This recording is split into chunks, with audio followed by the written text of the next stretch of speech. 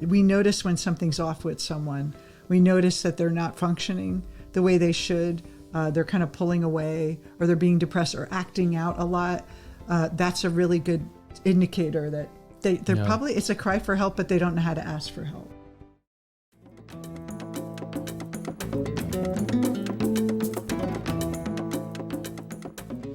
Hello, this is another episode of Soul Sessions. I'm Debra Berndt Maldonado, and I'm here with Robert Maldonado. How are you today, Rob? Pretty good, thank you. And today we are talking about helping men get mental health. And this is continuing our series on mental health. But before we begin, I'd like to remind you all to subscribe to our podcast if you haven't already on Spotify, iTunes, and if you are listening to us on YouTube, there's a link in the corner here that you can click and make sure you subscribe to our channel. So today's topic, let's talk about men and mental health. Yeah, so it's a continuing series on mental health, and we started with children, and then we went on to women and mental health, and now men. The particular approach that we're going to take to talking about men's mental health issues is stigma, because we know it's a big issue for men to seek out help, to simply acknowledge and admit that I need some help with my mental health.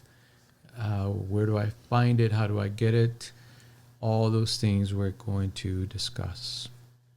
So let's talk about the stigma. I know some women have a stigma with going to a therapist or talking about depression, but it seems to be more prevalent, the stigma, in men than women. Because if you go to any personal development workshop, there's a load of women there, and maybe five men out of 100. And a lot of times they're with one of the women that are there. So you don't see a lot of those men at those events. And also, I when I was getting my book written, in the very first one, Let Love In, they said 90% of self-help books are read by women. Men don't buy self-help books. Maybe now that you can buy it incognito on Amazon and you don't need to go to the bookstore, but I could see that even to make a choice to help yourself may be a stigma for men.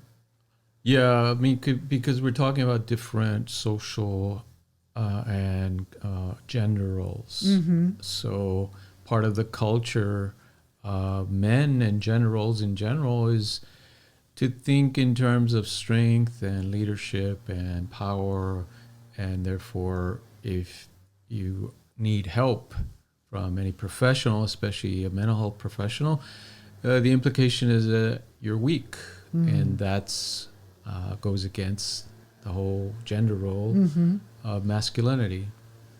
So, so since we started with the stigma, let's go there then. What is stigma? So it's an umbrella term. It's a mental health related stigma. So mental health related stigma is an umbrella term that includes social stigma, self-stigma, and cultural stigma.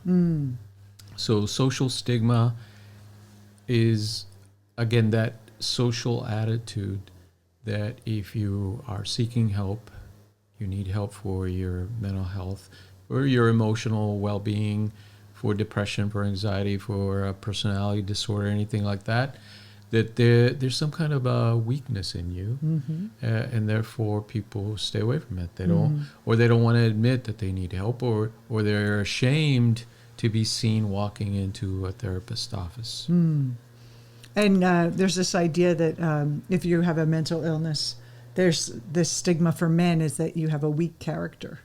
Yeah, that so there's something like wrong with a character flaw. Yeah, a moral failing on your part. But the whole idea is that in educating the public on mental health issues is this idea that if you had diabetes, for example, and you needed insulin, that's not a moral failing, it's just a medical issue that you need attention. So that's where we need to get to, where people see mental health services as the same way as they do medical services, that it's just something that you do, something you need to take care of, and you take care of it. The self-stigma. Yeah, self-stigma, that's the internalization of that social stigma. In other words, that you believe there's something wrong with you if you ask for help, or there's a weakness in you that if you seek out mental health services. So one is you think other people will see you as weak, and then the self-stigma is that you think there's a shame around it, around your self-shame around that seeking help. Yes, and then this is a big one, cultural stigma, which is a lot of us come from cultures that don't even have a word for therapy or mental health services. It's just denied that. Or if you go to a therapist, it's like that you're crazy. Like Yes. it's really for crazy people. It's not for the average person. There must be something really wrong Yes, with the person to do that. I in used to certain cultures. Yeah, I used to work with a lot of people from varied cultural backgrounds, and almost across the board. And it was particularly the men that had the problem with saying, yes, my child or my wife or the whole family needs mental health services. They had a problem with it, right? Because they came from cultures where it was not acceptable to think of yourself as needing mental health assistance, to seek out a therapist. Again, like you were saying, they associated with people that were crazy. Only people that are crazy go to psychologists or a therapist. Well, initially, isn't that what it was? Like people that sought mental treatment were like in a ward, even like before talk therapy came about. It was more that no one talked about mental health. Yeah, it's a stigma. So that's the stigma element of it. And then if we look at the stats, we kind of see the effects, or in part the effects of that stigma, what it's doing to the population of men. So take, for example, depression. Over 6 million men suffer from depression per year. And this is a U.S. study from, this is an organization called Mental Health America. It's a nonprofit organization, and they gather data to do their work. Male depression often goes undiagnosed. So out of those 6 million people that experience depression per year, men primarily go undiagnosed.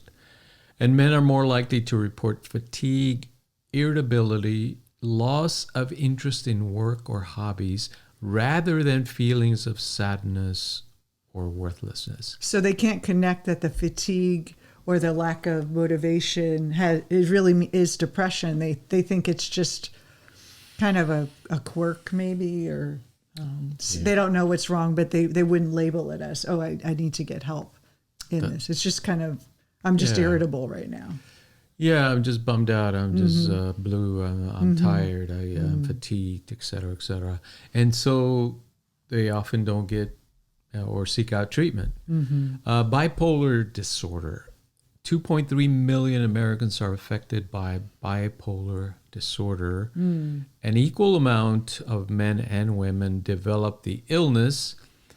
The age of onset for men is between 16 and 25 years old. Wow, that's young. Very young. So you have these young men being developing bipolar disorder, and again, often not seeking treatment and not getting diagnosed early Could you on. describe what bipolar is for those who don't know? So we all kind of have a picture of depression.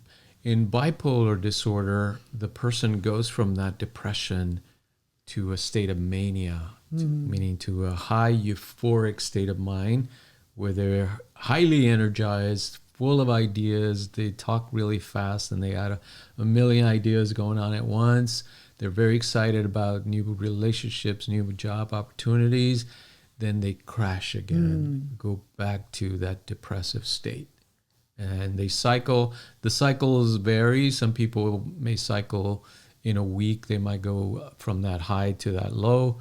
Others might take longer, others shorter, but in general, that's the pattern. And if you think about it, that not only affects the person, but think about the relationships, that how hard it is to be in a relationship with someone who has bipolar, because you don't know what to expect, because it's basically having a relationship with two different people, someone who's down and then someone who's really high. And right now it's treated with medication primarily. Primarily medication, but also psychotherapy works really well as depression. Very treatable. There's pretty good depression treatments. But that's interesting that the onset is 16 to 25. So when you think about there's a lot of talk about men at that young age getting more and more isolated, and so if they have these feelings and this feelings of depression, they don't know, and then the stigma around it, and they're staying more isolated and not having relationships. Yes, and a lot of people are able to function, and even with these very serious mental health problems, they're just able to get through the day and to hold down jobs and all this. So often people go undiagnosed even with bipolar disorder. Now, psychosis and schizophrenia, these are more serious mental health issues, but approximately 3.5 million people in the U.S. are diagnosed with schizophrenia, and it is one of the leading causes of disability. 90% of people who are diagnosed with schizophrenia by age 30 are men. Wow. I didn't know it was so prevalent in men. Yeah. And again, before age 30. And so when you talk about schizophrenia, can you explain what that is to people that don't know? So this is the mother of all mental health issues. Like if you think of a person that needs to be hospitalized, medicated, really attended to because of a mental health crisis, it's schizophrenia. The person might have hallucinations, delusions. They might think that people are out to get them. Like a paranoid schizophrenic, they call it, right? Yes, that the FBI is surveilling them. The syndicate is after them. Is it that The Beautiful Mind with Russell Crowe? Yes, that's right. He had schizophrenia? Yeah, if that's the way. But you see the stigma, too, behind it is, I'm not crazy, I'm smart. And a lot of times they're intelligent. It's not a sign of lack of intelligence. Yes. And so... what about you? You also said the eating disorders as well. There was a stat on that. Eating disorders are often missed in men because most people think of eating disorders as a women's issue, but males account for an estimated 10% of patients with anorexia and bulimia, and an estimated 35% of those with binge eating disorder. I know, you never think of men, like you always hear women dealing with that. And a lot of times people think of eating disorder as you want to look beautiful and you're like using like a disordered way of eating to stay thin. But it's more than that. It's a psychological like self-concept that you're dealing with with eating disorders. It could be body dysmorphic problem that they look at the mirror and they don't see reality. They see themselves as horribly fat or horribly thin or something like that. And, one of my friends from school early on, like 20 years ago, her son had it, and he was only 8 or 9 years old, and he was afraid of food. And actually the thing that helped was hypnosis, that she decided to be a hypnotherapist because of it. But it's like not what we think it is. Yes. And then also she had mentioned that it was very rare for men to be in men than women. Men with eating disorders are less likely to seek professional help than women. So there again, the stigma of mental health. But then we have alcohol and drug dependency. Gay and bisexual men experience more traumas, so often there's more problems with their mental health, and again, they fall prey to these stigma as well. Military veterans that don't get treated. PTSD. Male veterans, regardless of their form of service, experience nearly twice the rate of alcohol and drug use than women. So instead of getting mental health treatment, many of them self-medicate with alcohol and drug abuse. Some get aggressive. Some people deal with stress in different ways, like working harder, being obsessed with, creating success is a way they kind of displace that the feelings they have, and they kind of feel if I just get more success, and they get obsessed, and intensifying their hunger for power can also turn into anything, that kind of addiction as well. Well, absolutely. So one of the possible solutions is to have sports celebrities come out and talk more about their mental health issues. This paper presents some of the people that have done so. Terry Bradshaw, and we're not outing people. These are people that kind of identified themselves as having mental health issues and kind of were open about it. All right. Brandon Marshall, during his time as a wide receiver for the Miami Dolphins, Marshall announced his diagnosis of borderline personality disorder. Jim Pearsall. Pearsall played 20 years of professional baseball. During his rookie season in 1952, he suffered a breakdown leading to a diagnosis of bipolar disorder. It was called manic depression back then.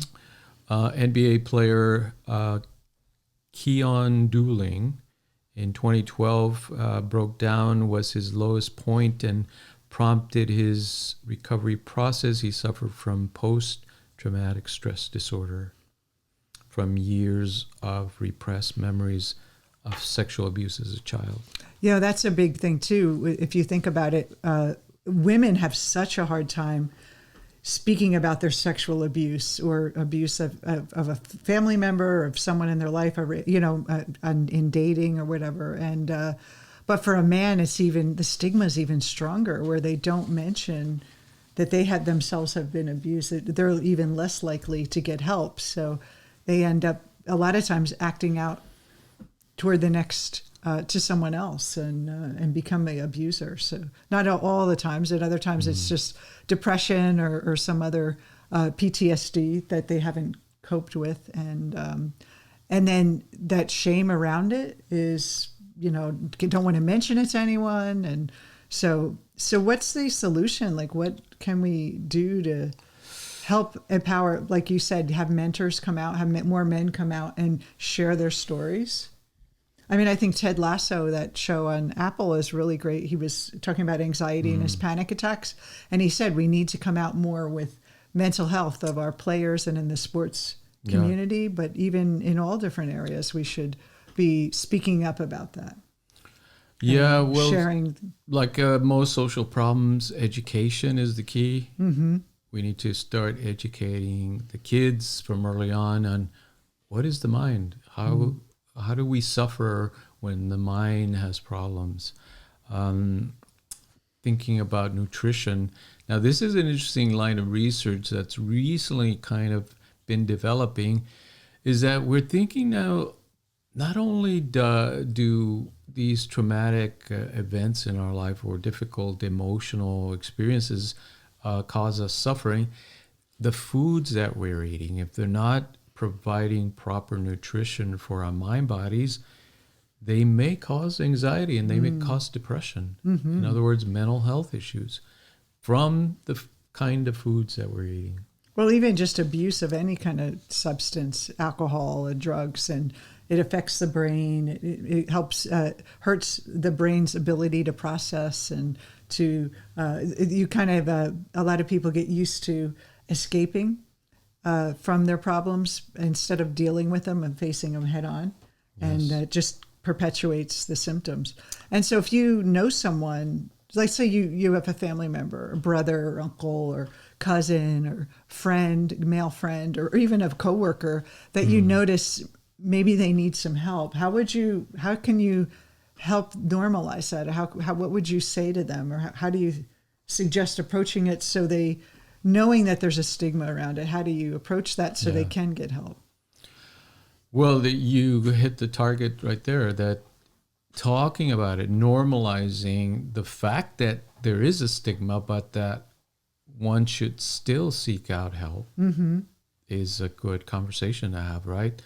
That you understand there's a stigma around this and that the person might feel uncomfortable seeking help, but that's what they need to do in order to feel better, in order to treat their problem. That's a good approach. And of course, these problems, because you notice that we're talking about social stigma, not only individually. So that addresses the individual, but what about the social level? So we need to educate the public.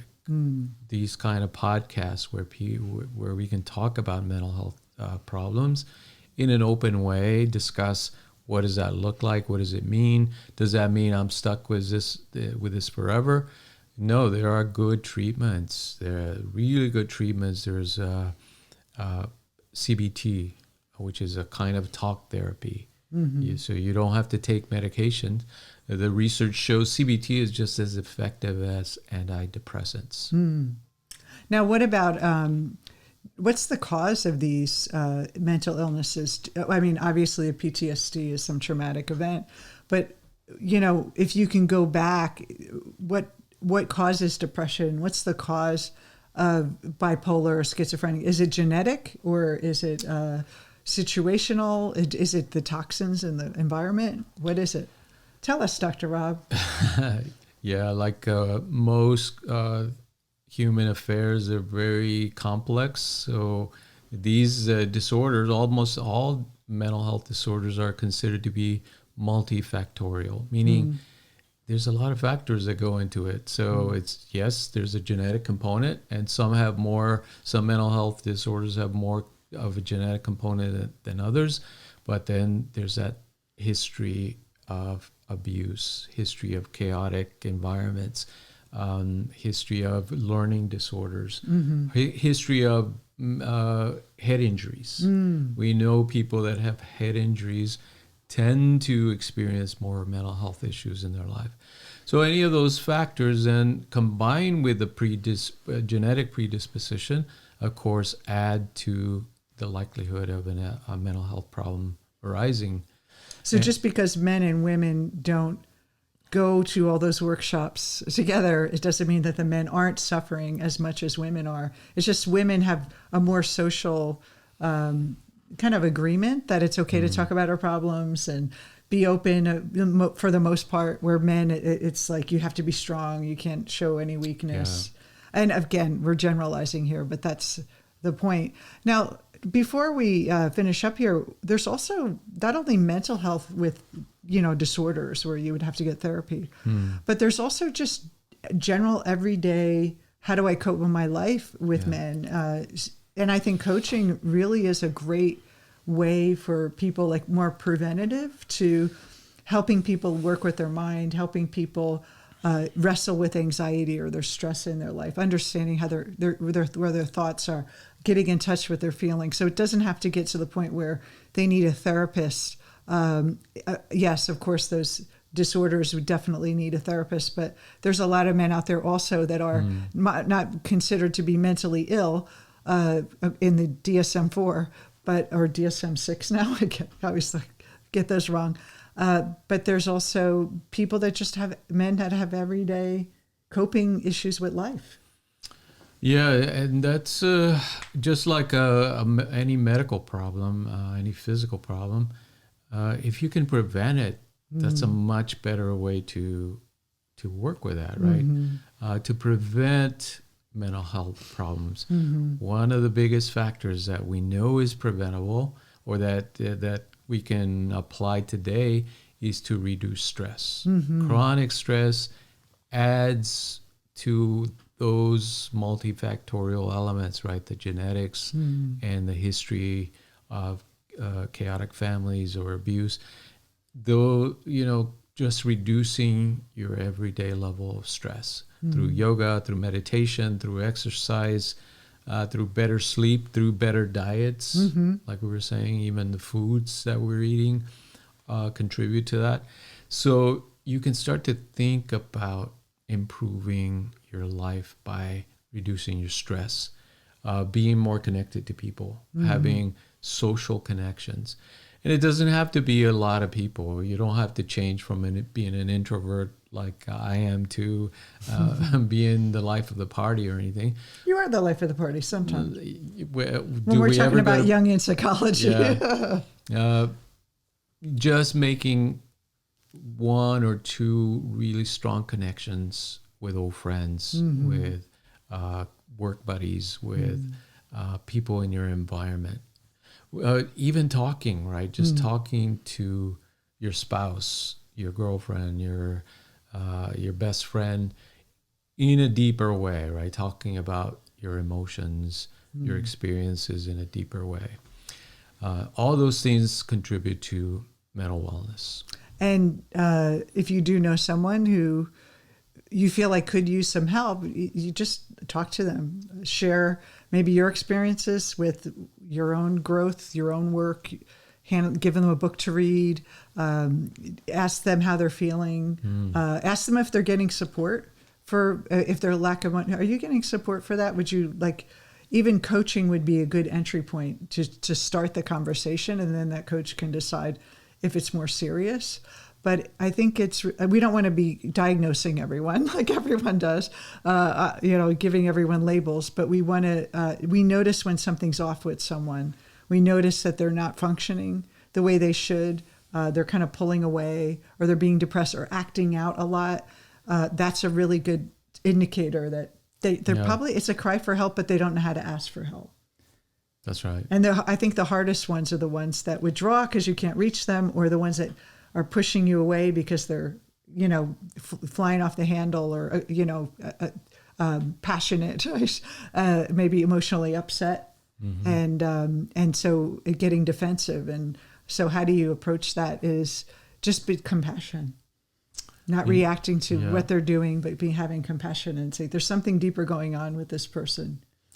Yeah, one of the general rules to follow is when you see changes in yourself or others that you're not eating as you used to, you're not sleeping well, or sleeping too much, or eating too much, or not eating enough. You're not motivated to exercise like you used to, or you're not finding joy in the things that used to bring you joy. All those are signs of depression or anxiety. So you want to keep an eye out. The basic idea is to look out for each other. We're social creatures, so we're always surrounded by people. And, we just need to ask people, how are you doing in a true sense? Not just the, I'm doing fine and forget about it, but really talk to people, really observe, how are they doing? Are they doing okay? And observe them to make sure they're not overstressed. Again, chronic stress, very preventable. It doesn't have to be there. People can learn stress management techniques, meditation, yoga, exercise that are very, very beneficial. And if you're a man and you've done personal growth, share it. Be open, be transparent, share your experience, be vulnerable. By you stepping out and admitting, this is a normal process, and it's nothing to be stigmatized around. It reduces the stigma for all the men. So definitely keep that in mind. If you're a man listening, even if you don't have to go and do a whole post on it or social media outing, but just tell your friend, see if there's a friend that you could talk to and share your experience, and maybe just one person at a time that you can change their life. Yeah, most people talk to their family physician, right? If you have a family physician, you can always ask them, hey, doc, I'm feeling this way and that way. What do you recommend? And so there's always help available. Next time we'll talk a lot more about what can we do to better our societies and to make mental health more acceptable so that everyone or anyone that needs help can have access to services. Yes. It's going to be great. The future of mental health will be our next session. But thank you all for joining us again. Please don't forget to subscribe to our channel here. Click on the button. And if you are listening to our podcast, listen subscribe to us on iTunes, Spotify, or wherever you listen to our podcast. Click subscribe and you'll reach every episode. You don't want to miss the next one. All right. Take care, everyone. Hope you're having a great day, and be vulnerable and help others today. See you soon.